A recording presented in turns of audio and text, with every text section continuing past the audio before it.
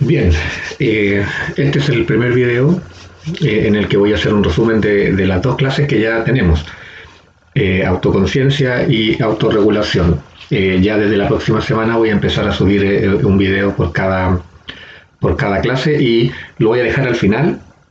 Al final de Educandos voy a dejar un tema nuevo que se va a llamar videos resumen. Videos resúmenes de clase o algo así. Entonces la idea es que ustedes lo pinchen y ahí van a encontrarse con todos los videos que vaya subiendo. La idea no es hacer un video muy largo, pero obviamente que, en este caso son dos clases, entonces probablemente este va a ser un poquito más largo que el resto. Partamos por señalar lo que ya habíamos dicho en estas dos clases. Les he mostrado este mismo esquema. Es bastante sencillo de entender. Les decíamos que tanto la autoconciencia como la autorregulación tienen que ver con la inteligencia emocional, específicamente la inteligencia intrapersonal de la inteligencia emocional. Y esta inteligencia intrapersonal tiene tres componentes: la autoconciencia, la autorregulación y lo que viene la semana siguiente, que es la automotivación. Vamos a ir viendo entonces de qué se trataba, recordar de qué se trataba la autoconciencia. Si ustedes tratan de recordar, la autoconciencia es una capacidad que se puede desarrollar, que se puede entrenar.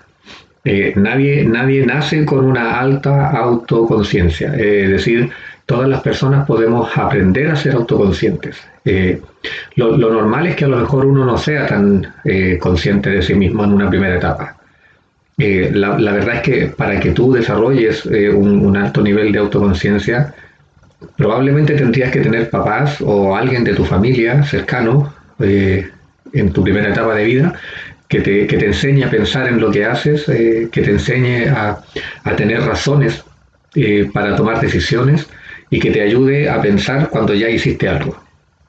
Si eso no ocurrió, a lo mejor pudiste conocer a algún amigo en tu vida, ya más grande, ¿verdad? Persona más grande, a lo mejor un amigo, una amiga, y ya tal vez más grande una pareja, que tal vez te ayude en eso. Si tú no tuviste un familiar cercano que te enseñara esto cuando eras más pequeño, cuando ya eres más grande no es que sea imposible, pero claro, se va dificultando porque se van instalando hábitos que tienen que ver con no pensar, con no reflexionar sobre lo que haces, sino que más bien te vuelve una persona que actúa como no necesariamente por instinto, pero es bien cercano a eso, porque en el fondo lo que hablábamos, ¿no? Cuando tú no tienes claro por qué vas a hacer algo, entonces ese algo, si lo haces, al final lo hiciste por impulso o por algún elemento parecido a eso. ¿Mm? Por lo tanto, si no tuviste ninguna persona que te ayudara con esto, entonces la posibilidad de desarrollar autoconciencia sigue estando presente, pero probablemente por otros caminos. Por ejemplo, este curso, por ejemplo, que tú vayas a una sesión a unas sesiones de terapia o de coaching, también te pueden ayudar con eso. Leer libros de autoayuda, si están orientados a esto, también te sirve. O sea, hay hartos caminos, pero la verdad es que todos esos caminos tienen algo en común. Y ese algo en común es la reflexión personal sistemática. O sea, sistemática es que no la dejas de hacer, ¿verdad? Que lo vuelves hábito en el fondo. Yo les señalaba ese día en la clase que no es que uno tenga que pensar cosas como tener razonamientos muy profundos para decidir si quieres comer un helado de un sabor o de otro. Yo les decía que ahí da lo mismo si tú te dejas llevar por impulsos, pero que señalábamos que frente a eventos importantes de tu vida, evidentemente que era mejor tener un alto grado de autoconciencia. Tener bien claro por qué estás haciendo algo o por qué no estás haciendo algo. En la medida en que entonces los eventos de vida son más importantes, es más importante tener autoconciencia. Y bueno, en la medida en que tú vives y te desarrollas, digamos, y caminas por la vida, caminas esta etapa de tu vida, te vas a ir dando cuenta que el ser autoconsciente es la mitad del trabajo, porque que tú sepas que algo te enojó, que algo te molestó, es una parte de lo que te sirve. Lo otro es después ver qué hago con esto. Pero antes de llegar a eso es importante saber cómo o entender cómo surgen las emociones. Y ahí yo les he explicado a ustedes que las emociones no son un evento que aparezca de la nada, ¿no? Todas las emociones, sin excepción, son producto de cómo opera nuestro sistema nervioso. Nuestro sistema nervioso está equipado con esta programación básica que tú heredas. La reacción emocional es heredada, entonces tú heredas esto y en el fondo te permiten o te permitirían proteger tu vida y tu integridad, física, psicológica, como tú quieras. Y esto revela entonces que hay una relación muy grande entre el entorno y tu respuesta. Pero hay algo ahí en el medio. En tu entorno ocurren cosas y tú emites una respuesta. Pero en el medio de ambas cosas está lo que tú piensas o la forma en que tú interpretas la vida o lo que te está ocurriendo. Por eso yo les mostraba esta imagen en la que se trata de ejemplificar que lo más importante para tratar de aprender a tener un dominio sobre tus emociones es entender que como la emoción es una reacción, lo que necesitas es tratar de entender cómo opera el elemento previo a la emoción. Y el elemento previo es tu mente, la forma en que entiende las cosas, tus pensamientos, la forma en que tú interpretas las cosas. Me acuerdo que yo les ponía un ejemplo de una presentación oral. Entonces, la presentación oral es un evento, es algo que viene de afuera. Pero si en tu cabeza tú eso lo entiendes como una amenaza, entonces las emociones que se van a producir van a tener que ver con ese pensamiento. Y al mismo tiempo, si tú desarrollaras la idea de que no es una amenaza, sino que es un desafío, entonces las emociones que se van a generar van a ser diferentes. Esta parte de tratar de capturar o tratar de manejar lo que yo pienso es lo que a veces es difícil, porque ocurre en microsegundos, pues ocurre muy rápido. Ocurre un evento en el exterior o en el interior, por ejemplo, un recuerdo, que algo te pasó a ti internamente, y hay una primera evaluación de qué es esto que está pasando. ¿Es bueno, es malo, es terrible, es lo último que voy a vivir en la vida, es lo más penoso que me podría pasar, o es un desafío, es una prueba, a lo mejor es una oportunidad para que yo también pruebe otras formas de hacer las cosas, etcétera? Entonces yo les mostraba después que después de que tú defines si esto es una amenaza o no, ahí es cuando ocurren las tres niveles de respuesta que tiene una emoción. Y entonces se genera primero una reacción fisiológica, ¿ya? Que es como la respuesta, la alarma que se genera en tu cuerpo, ¿no? La activación de la alarma que gatilla tu cuerpo. Y eso es una preparación. El cuerpo, cuando tiene esta reacción fisiológica, se está preparando para algo. Cuando tú sientes que tu pulso se aceleró es porque tu organismo está bombeando más sangre para que llegue a todos los músculos para que tengas la posibilidad de una reacción. Esa reacción puede ser escapar o pelear, la lucha o el escape, la evasión o el enfrentamiento. Esas son como las dos posibilidades. Eh, Cuando ya se activa esta respuesta fisiológica, que en su mayoría son involuntarias, después de eso tú tienes la posibilidad de ejecutar una conducta. Por favor entiendan que esta separación es solo académica porque en la realidad, cuando ocurre en tu vida, no ocurre así como tan espaciado, no es una cosa y luego de un ratito la otra, no, o sea, pueden ser las tres con una diferencia de segundos, y eso, por eso yo le hablaba de milisegundos, porque en realidad no es una diferencia muy notoria, digamos. La conducta que tú ejecutas también puede ser voluntaria o involuntaria. Yo les daba el ejemplo de que ante un terremoto, un temblor, la gente que siente pánico, ¿no? Porque interpreta que esto es terrible y que esto es sin duda algo que me amenaza gravemente, entonces yo me paro y salgo corriendo. esa respuesta es involuntaria, pero yo puedo tratar de aprender a ejecutar respuestas más voluntarias, o sea, que yo tenga más control sobre la conducta que estoy haciendo. Y finalmente, pensamientos, los pensamientos, las cogniciones que ahí aparecen. Si yo, por ejemplo, siguiendo el mismo ejemplo, ¿no? Siguiendo la misma línea del ejemplo que estaba dando, hay un terremoto, yo identifico el temblor, siento los primeros movimientos, pienso que esto es muy grave, viene la reacción de pánico, la sudoración, la palidez a veces incluso, la aceleración de la frecuencia cardíaca y todo lo que eso ya sabemos que es involuntario.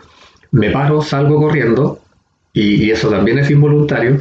Y luego, cuando yo ya a lo mejor termina el temblor o cuando ya estoy corriendo, sigo pensando que esto es terrible, que me va a pasar algo grave. O sea, genera pensamientos que están relacionados con el primer pensamiento, ¿no? La primera evaluación que yo hice. Entonces, por eso que es como un círculo. La verdad es que es difícil, en todos estos niveles de respuesta, tanto en la fisiológica como en la conductual y en los pensamientos, en todos tú puedes hacer algo para intervenir.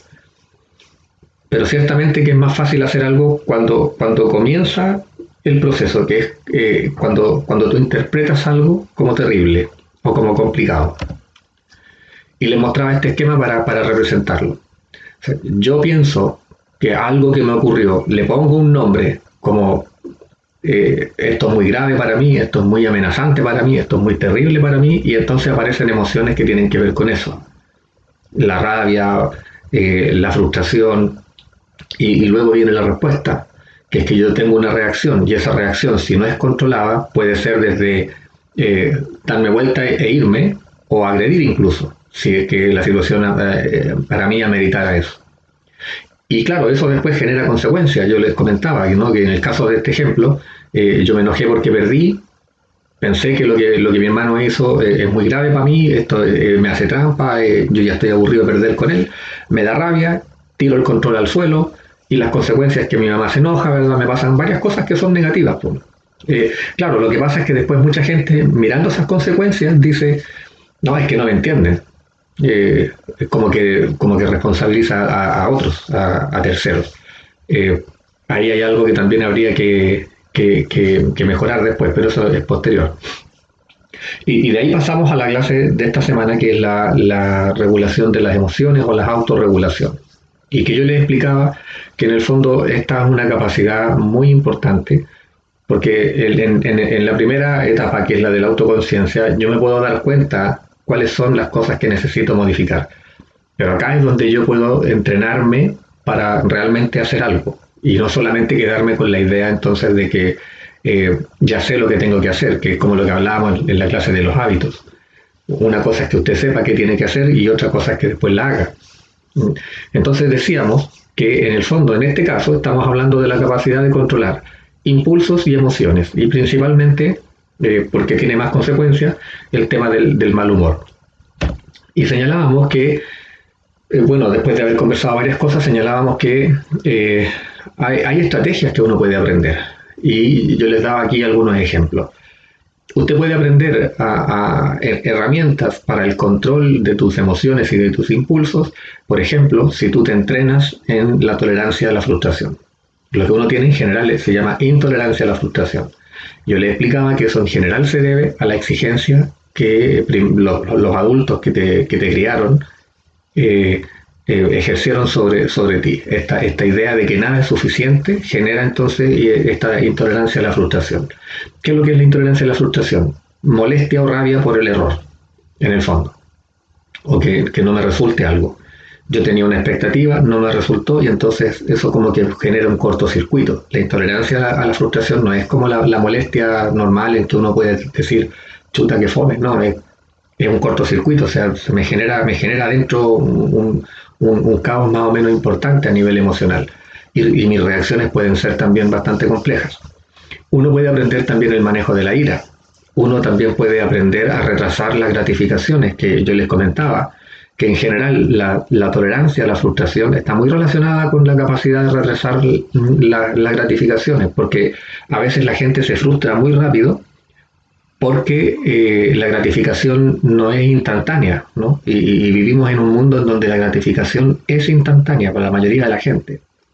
Entonces, cuando alguien tiene que vivir un proceso largo y ese proceso largo va a terminar con una gratificación, la gente como que le da lata esperar ese proceso. Por eso que para las personas muchas veces les pasa que abandonan la terapia o que abandonan las sesiones que están haciendo, o las organizaciones a veces interrumpen un ciclo de capacitación, porque en las personas que toman esa decisión está la idea de que esto debería generar cambios al tiro, y no, pues, no genera cambios al tiro. Este curso, por ejemplo, si tú no haces el proceso en serio, no va a generar ningún evento significativo. Si tú lo haces en serio, sí, pero tampoco al tiro. O sea, en la medida en que tú vayas avanzando, claro, va a ir generando efectos positivos en tu vida, pero no necesariamente va a generar efectos positivos de inmediato. Por otro lado, las habilidades de afrontamiento, que tienen que ver con aprender a decir no frente a cosas que son complejas, por ejemplo, el consumo de drogas o que tengas que recurrir a la violencia para resolver un problema. No es que tengas, ¿no? Pero que tú tengas la idea de que así debe ser. Y otro evento que también ayuda mucho en esto es el desarrollo de la empatía, porque eso te aproxima, te acerca al resto de la gente. Y que en el fondo nos hacíamos esta pregunta, ¿no?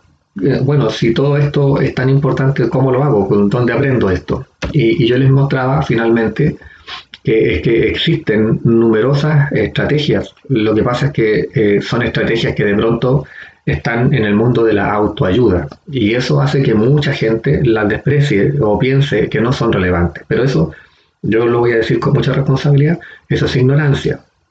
Así se llama cuando uno no sabe algo. Eh, Le doy un ejemplo. El mindfulness, el cuarto punto que está ahí, el mindfulness es una técnica por la que hoy se cobran millones de pesos en una capacitación sobre eso. Y la verdad es que se compran mucho. Hay gente que incluso hace talleres de mindfulness, se llenan y no son baratos. Pero la verdad es que el mindfulness no es otra cosa que la meditación. ¿Por qué la separamos? Porque simplemente la meditación es una técnica milenaria, tiene cerca de 2500 años, la practican distintas corrientes filosóficas, incluso religiosas, eh, y son ejercicios de respiración, son ejercicios de relajación, son ejercicios de introspección. Pero como estaban todos esos temas dentro de lo que era la autoayuda, como que la gente los miraba así como por debajo del hombro, ¿no? Así como un poquito, no sé si funciona. Lo que ocurrió fue que la neurociencia empezó a investigar todo esto y empezó a confirmar todo lo que los budistas decían hace 2500 años. Y a ese procedimiento que surge como desde la neurociencia, desde la psicología, se le llama mindfulness, que se traduce como atención plena. Pero cuando uno lee lo que es el mindfulness, un manual, por ejemplo, que ustedes lo van a leer más tardecito en este curso, cuando usted lo lee, se da cuenta que no es otra cosa que meditación. ¿Ok? El diálogo interno, por ejemplo, yo les comentaba que es hablar con uno mismo, interrogarse, cuestionarse. Si yo pienso algo de alguien, yo podría preguntar, y ese algo es un pensamiento que yo podría considerar negativo, para suavizar ese pensamiento o modificarlo, yo tendría que hablar conmigo mismo, ¿no? Y hacerme preguntas. ¿De dónde saqué esa idea? ¿Por qué pienso eso? ¿Qué otras razones tendría esa persona para actuar de esa forma? Y entonces uno podría ir entendiendo que a lo mejor uno hace juicios muy rápidos de la gente, que a lo mejor con poquitas cosas uno hace juicios muy drásticos de las personas.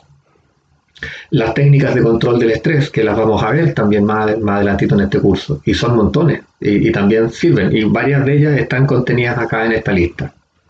Las autoafirmaciones positivas tienen que ver con esta idea de reafirmarse más positivamente. Por ejemplo, en vez de decir, tengo la culpa de esto, yo tengo la culpa de esto, podrías cambiar la palabra culpa, que tiene una connotación muy negativa, por la palabra responsabilidad, que es más positiva. Tengo aquí una responsabilidad en esta situación, o yo soy responsable de esto. Ahora, hagamos un ejemplo más como concreto. Si tú, por ejemplo, le cuentas a un amigo algo que para ti era muy privado, muy secreto, y no necesariamente querías que tu compañero, que los demás lo supieran. Tú podrías contárselo a un amigo y ese amigo o amiga podría traicionar un poco esa confianza y hablar a otras personas, contarle lo que tú le contaste. Tú podrías decir, la gente no se puede confiar en la gente, las personas son todas mentirosas y yo fui tonto porque le creí, qué sé yo. Tú podrías pensar así, pero la autoafirmación positiva también podría ayudarte a hacer lo siguiente, que el mismo evento tú digas, tengo que aprender a elegir mejor a quién le cuento. Entonces, esa afirmación, tengo que elegir mejor a quién le cuento, es mucho más positiva que pensar, soy tonto porque confío en la gente y no debería confiar en nadie porque todos mienten. O sea, cualquiera de los dos pensamientos que tú elijas, el positivo o el negativo, los dos van a generar consecuencias y los dos van a generar emociones. Entonces es mejor que tú pienses que tienes que aprender a elegir mejor a quién le cuentas. ¿Sí? La asertividad, que es una habilidad social, aquí en realidad podría haber puesto habilidades sociales, porque no es solamente la asertividad, son muchas otras y las vamos a ver también en el segundo semestre. Y la reestructuración cognitiva, que es aprender a modificar tus pensamientos. Yo creo que en algún minuto les voy a hacer un video de eso, específicamente de eso, para que lo sepan también hacer. Incluso no descarto que tome alguna de estas técnicas y les haga un video cortito, 4 o 5 minutos, sobre ese tema específicamente, como para que lo tengan ahí en consideración. Bueno, chiquillos, las clases son esto, una introducción. Nosotros te presentamos ideas y la idea es que de alguna manera tú también te intereses y muestres tu propia responsabilidad en este proceso tuyo y que tú digas, yo quiero aprender esto. Entonces, la verdad es que si tú dijeras, quiero aprender meditación, nada te lo impide. Nada te lo impide.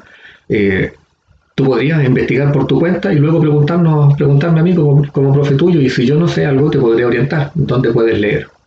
Entonces, si tú dijeras, profe, sabe que me interesó la técnica del diálogo interno, ¿cómo lo puedo trabajar? Entonces yo te puedo ayudar también con eso. Y tú puedes investigar también por tu cuenta, porque, oye, en el mundo en el que vivimos hoy día, la verdad es que la información es gratuita y está como disponible el 24/7. Entonces, la verdad es que cualquiera de ustedes que quisiera profundizar en alguna de estas técnicas, no hay nada que se los impida, solo la voluntad propia. Recuerden lo de los hábitos. Así que bueno, eso es. Yo siempre estoy atento a los mensajes, a los correos. De pronto no siempre respondo con la misma velocidad que uno quisiera, pero eh, anímense a escribir, y cuando estemos en clase, que es cuando el momento en la clase virtual, digo, que es cuando está más activo uno, a lo mejor ahí es bueno que también lleven sus preguntas. Así es que eso es, chiquillos. Que les vaya muy bien y nos vemos en la siguiente clase.